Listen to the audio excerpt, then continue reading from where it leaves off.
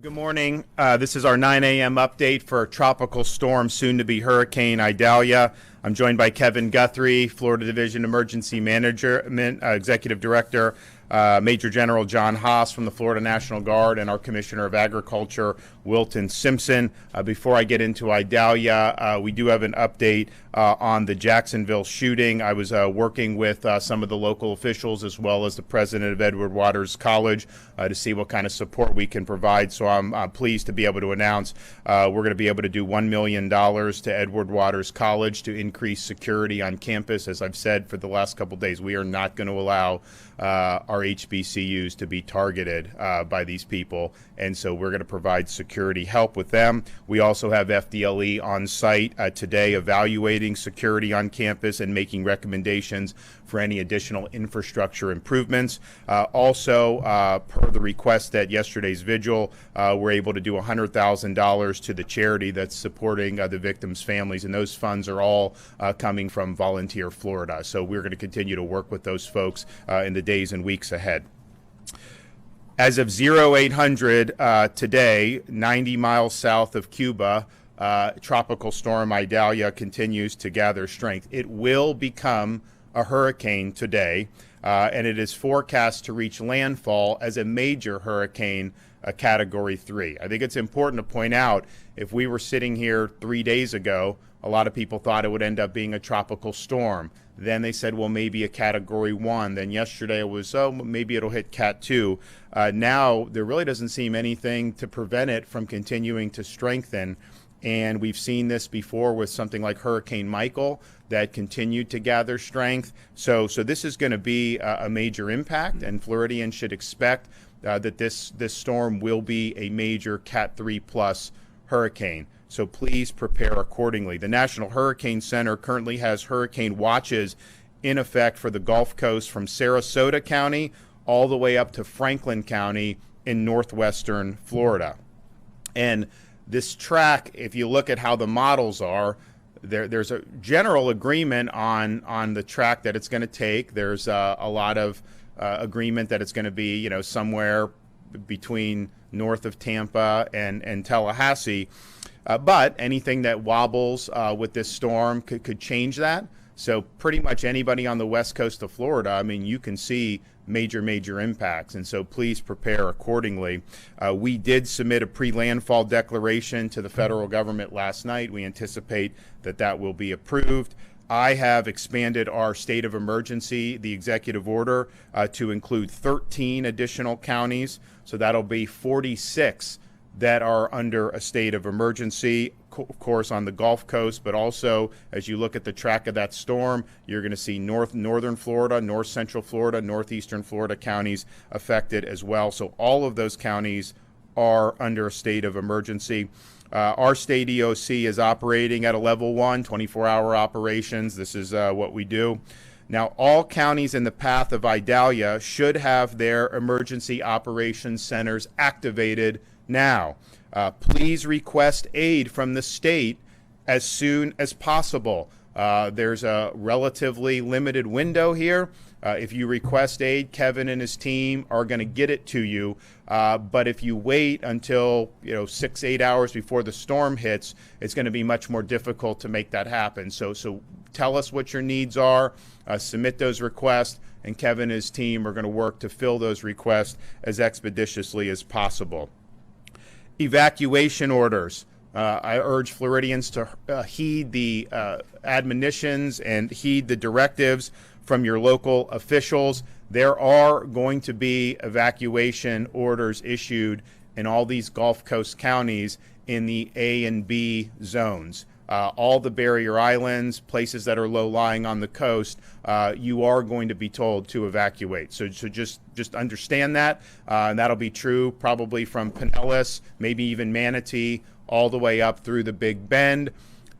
Keep in mind, if you're told to evacuate, you do not need to drive hundreds of miles. You do not need to leave the state of Florida. You basically need to go to higher ground. Almost every instance, you can go tens of miles to a shelter, to a hotel, to a friend's house, whatever works for you, and you'll be able to ride out the storm. The key is to not be in those areas that are going to be hit with big time storm surge and that are going to potentially have life-threatening situations. And so tens of miles not necessarily need hundreds of miles, and the more people that do a more limited evacuation, more local evacuation, you're not going to have the highways and the roads clogged. So it's not necessary to try to outrun the storm. Just get to higher ground, get in a structure that is going to be able to handle the hurricane, ride it out, and then you'll be able to go back to your property and inspect whatever damages. So more local evacuations. You do not need to flee to Alabama, Georgia. You don't need to drive hundreds and hundreds of miles. Now, fuel. We have 35 bobtails and 15 tankers of fuels are en route to Central Florida, 2 pre-staged with a couple 100,000 gallons of fuel. We had limited fuel interruptions with Hurricane Ian, but you never know how that works, so we want to be able to have fuel to be able to get that back on target as soon as the storm passes.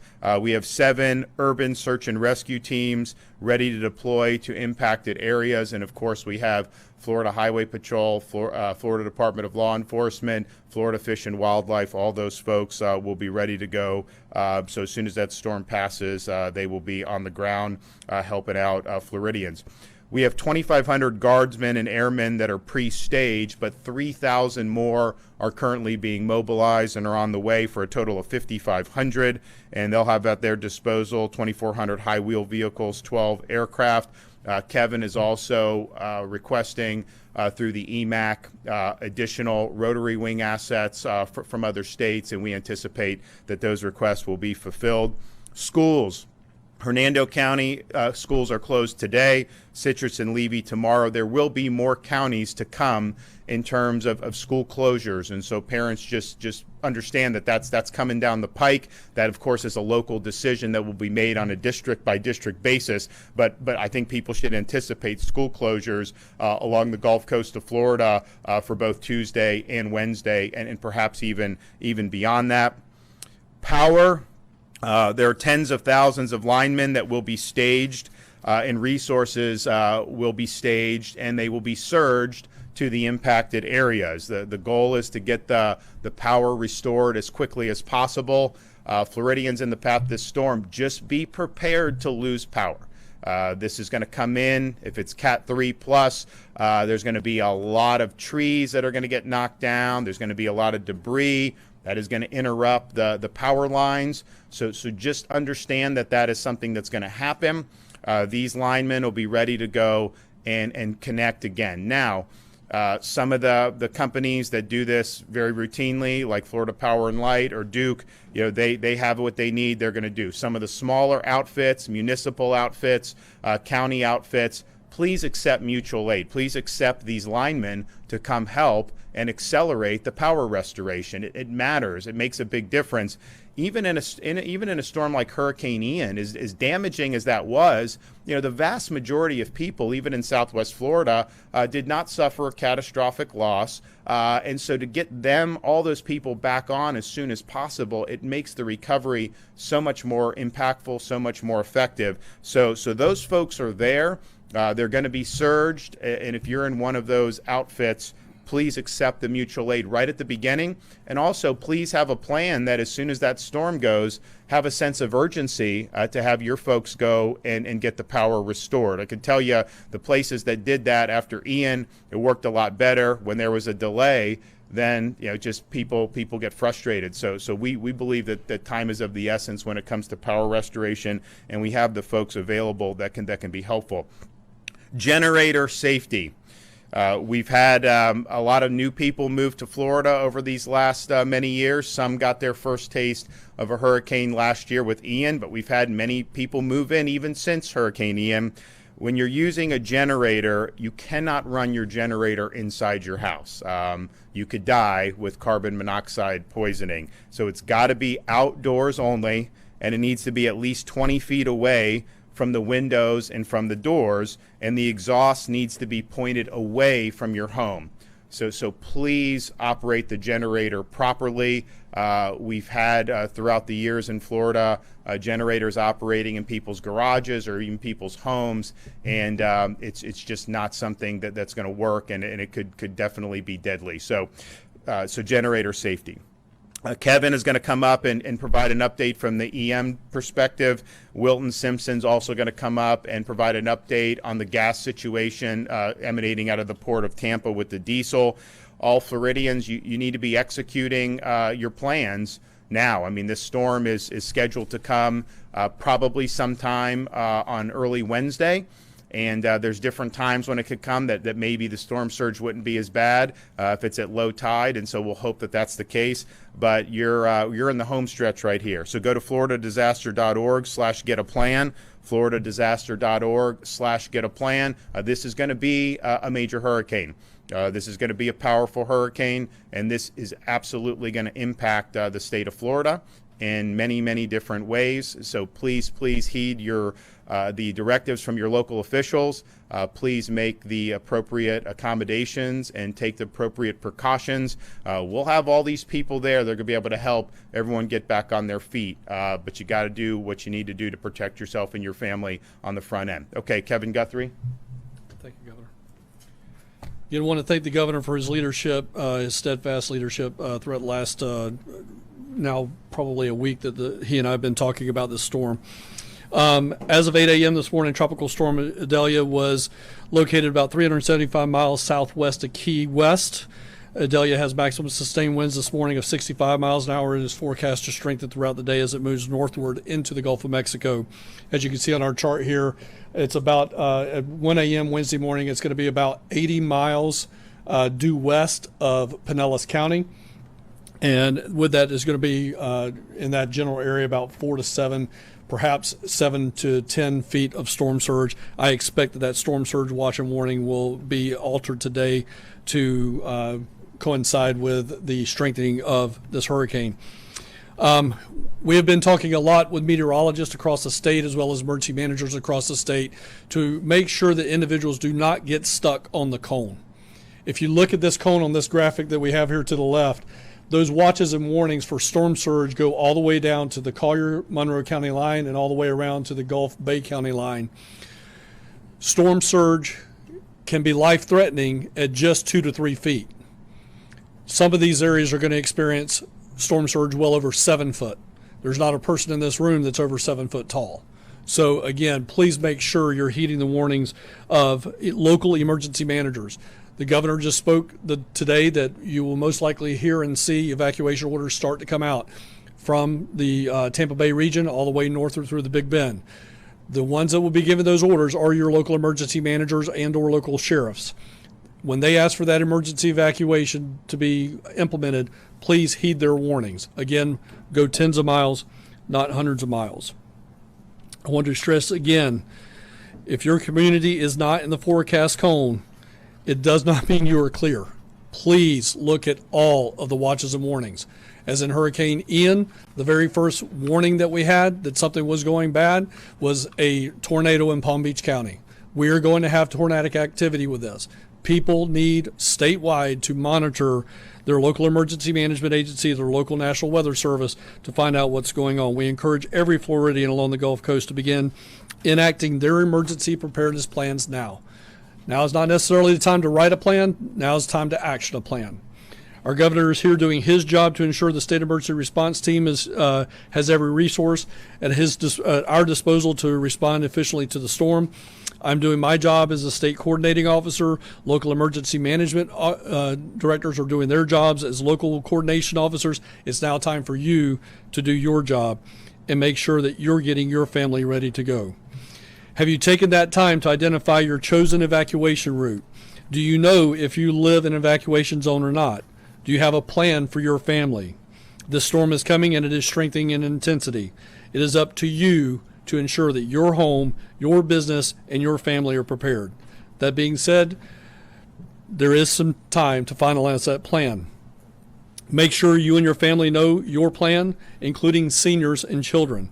Download movies, TV shows, make sure your battery-powered operation devices are fully charged, that you have battery backups for those.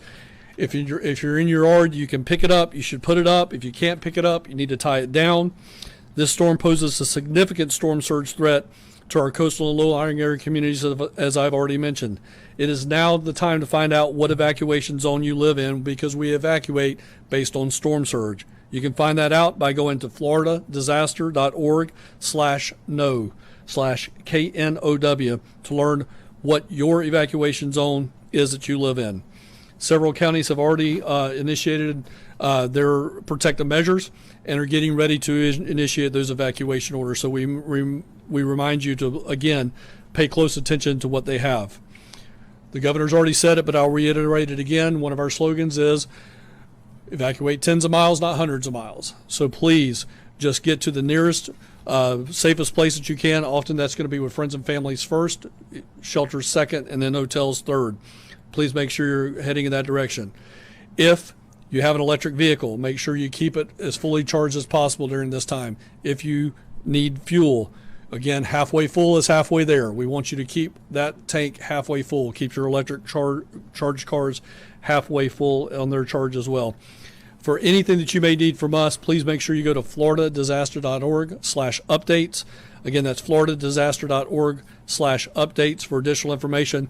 I will mention just before I turn it back over to the governor, I have spoken with all of the coastal county EM directors from Manatee County all the way up to Levy County. I have left a message for the Citrus County EM director. They are in the process of starting to ramp up their initial request to us, and I appreciate them doing that. But again, we need inland counties to do the same thing. We need Big Bend counties to do the same thing. If you're anywhere from north of Tampa Bay all the way up into Apalachicola Bay, you are going to be impacted by this disaster. Governor, again, thank you for your leadership, and thanks for all you do for us. First of all, I just want to also thank the governor for his leadership. He's done a tremendous job getting us through hurricanes under his tenure, and we're very proud to be part of that team. We had identified contaminated fuel in Central Florida, the Tampa Bay area coming out of the port, and we have 29 gas stations that we were told that this fuel went to. We have inspected 3. We've gotten the results back of 3 of them now. 1 was clear. 2 have got to be evacuated. We're working with DEM to get those fuels evacuated and replaced with clean fuel. By the end of the day, we hope to have all of those gas stations identified, which ones can open up, and we're going to work on that. Rick Hemsey and his team at the Consumer Services Division is doing a great job identifying the stations and identifying which fuel is contaminated. You know, the Department of Agriculture is going to be heavily involved in this cleanup, working with DEM and Kevin and his team. Our foresters are ready. We have our chainsaw crews. We have our equipment. We are ready to go in and start helping with the evacuation process. We're looking for DOT waivers. We're going to be receiving those this morning to make sure that we can move commodities around the state. There are numerous. They're on our website, but it includes animal feeds, aquaculture, cattle eggs, fuel, fertilizers, agrochemicals, peanuts, tomatoes, forestry products. It's very important that we protect our supply chain during this process and our food and fiber. Dr. Short is working on those waivers, and our team. Bianca Colin is working on our food and wellness system. We have over 3 million gallons of water in the Orlando area, 1.5 million MREs ready to go to bring into the affected areas. We're also looking for mosquito controls. Anyone listening that is a part of a mosquito control, after we get large amounts of water dumped in our state, we're going to have to be out taking care of those areas. The Department of Agriculture is here to be helpful if necessary. Our Ag Law team, led by Colonel Adams, is going to be working with also FWC. We have local reconnaissance units. We want everyone not to be there when that storm hits. We do not want to find people in their homes, and we want them to evacuate. This is clearly going to be a major hurricane, but the Ag Law enforcement will be there and also there to help your local sheriff's office recover as needed. Our marketing division, led by Susan McKinley, we're working with Red Cross, FPL, the co-ops to stage at our farmers markets, and we're looking forward to working with them. We'll also be volunteering on the ground. And I did speak this morning very early with Senator Scott about the bill that's coming up here, the Farm Bill. We hope to get that passed this year to make sure that agriculture is considered in this Farm Bill. We've still not gotten a lot of relief from Ian in the agriculture community. We're looking for block grants coming through the Department of Agriculture at the federal level, through our Department of Agriculture, so that we can help farmers recover in this area. We need these commodities online, and we need to make sure we protect our supply chain. And again, this governor is very well prepared for this job. Unfortunately, we've been through several together, and I know his leadership is going to prevail here. And just stay safe. Thank you.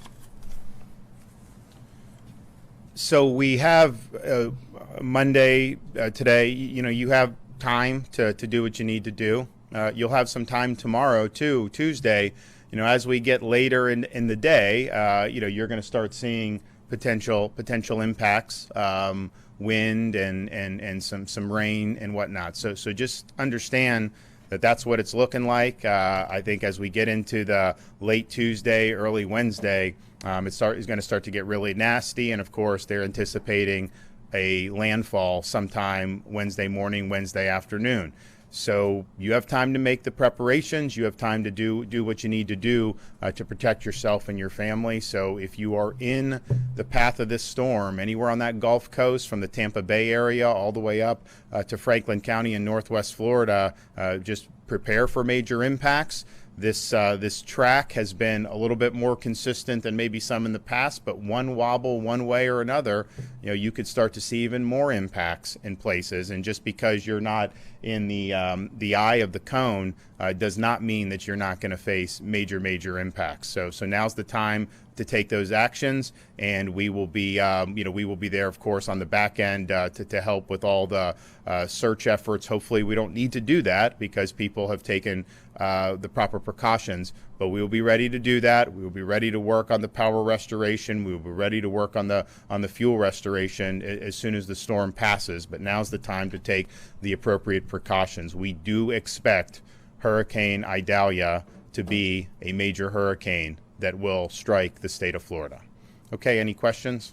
Governor, I'm curious how you're feeling about the property insurance market. We've obviously seen some concerning things over the last couple of weeks. We saw insurers pull out, some reduce, and say they're not going to be renewing some of their policies. How are you feeling as this major hurricane now approaches? Well, we've also seen a number that have entered the market, which we had not been seeing for a long time. So I think that, and they cited the reforms that we did. Obviously, I wouldn't want a storm. I mean, that would have been better for us, for sure, to not have a storm. But I think that how the people that have gotten into the market will be able to respond to the storm would likely be more feasible and sustainable than prior to our reform. So you'd rather not have it, but I do think the fact that people are coming into the market for the first time in a long time shows that we identified problems and that we offered good solutions. Could you address a little bit the Communication looked like so far with the White House? I mean, have you had any, do you have any concerns with communicating with the Biden administration, considering you're running for Biden's job?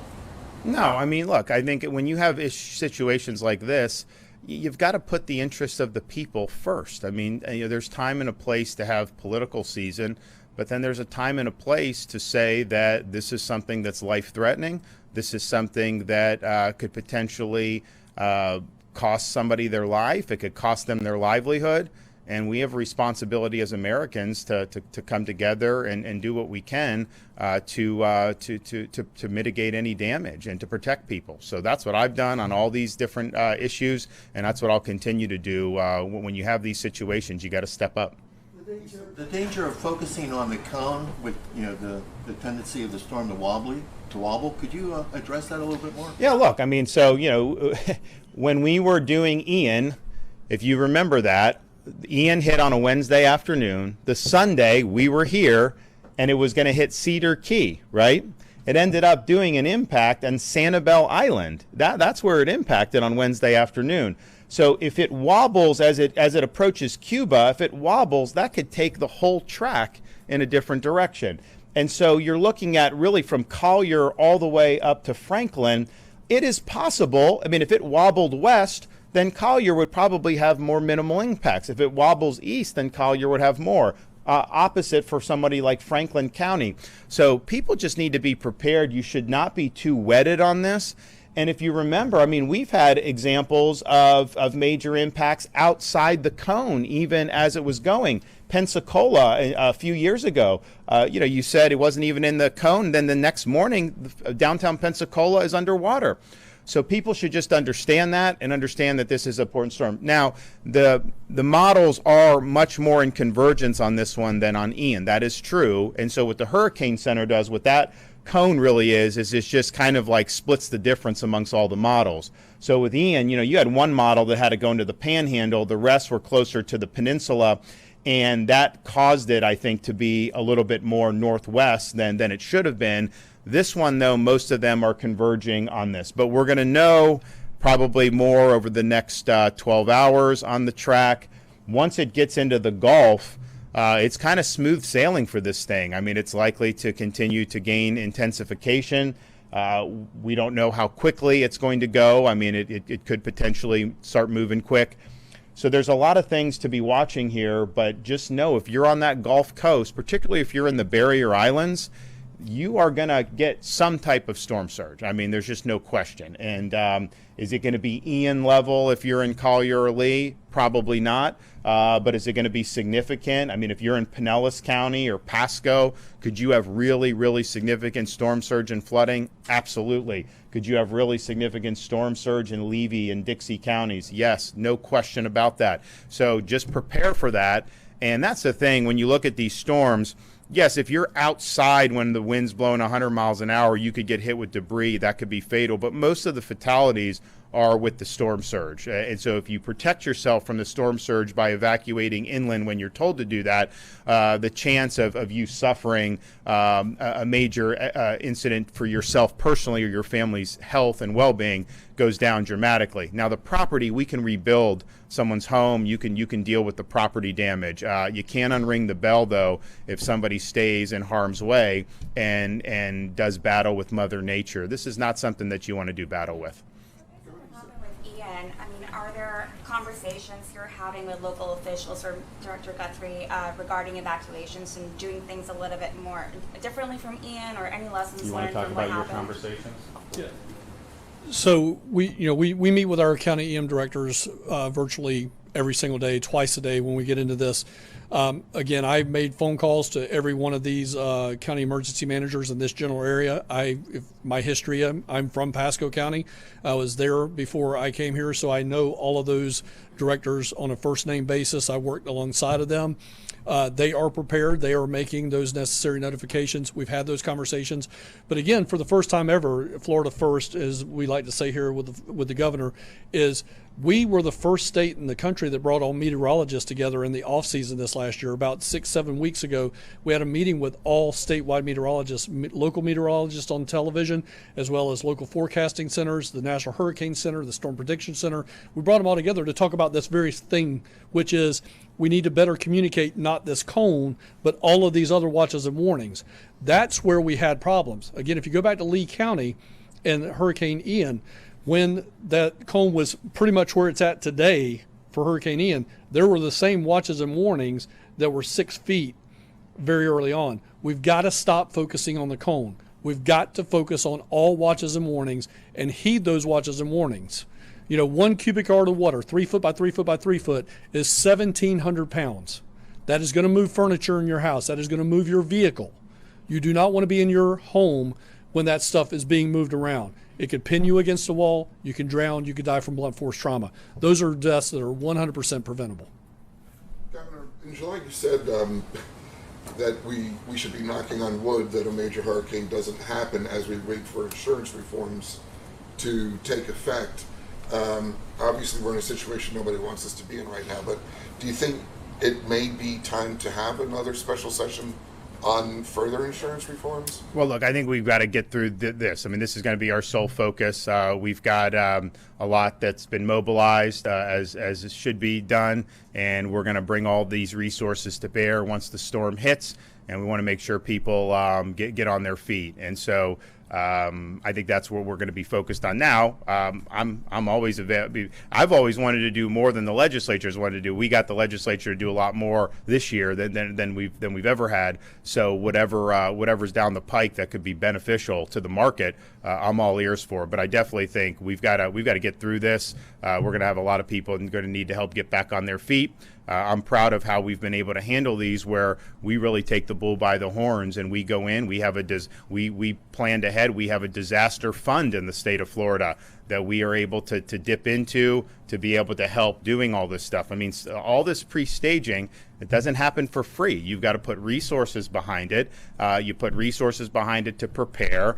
Sometimes you may not need to use all these resources, but I would rather put money out, be prepared, and then not have to use it than the opposite. And so I think it's been really good the way we've budgeted for this. And then if you remember with Hurricane Ian, when we rebuilt those bridges, we just paid for it. The state paid for it. I didn't wait for the federal government. I didn't wait for local government. We just took care of it.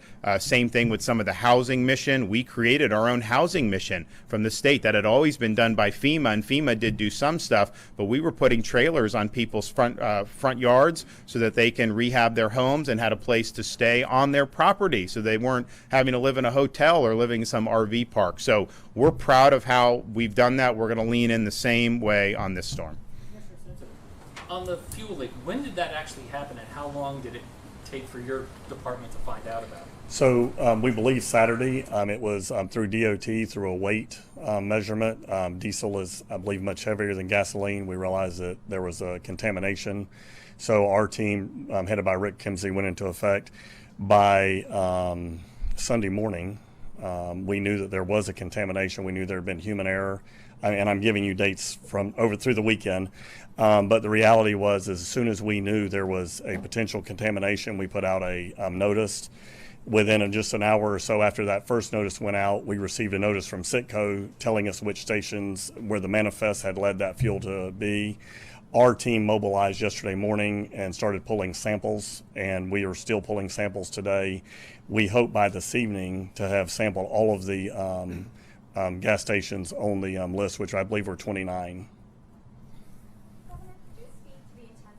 Of the storm. I mean, this is a storm that's really quickly intensifying, more than originally planned, and it's going into the Gulf, which, you know, many scientists say that it's the warm water contributed by climate change is really intensifying these storms. What do you think is contributing to this? Well, I think it's, unfortunately, I see a lot of parallels with Hurricane Michael.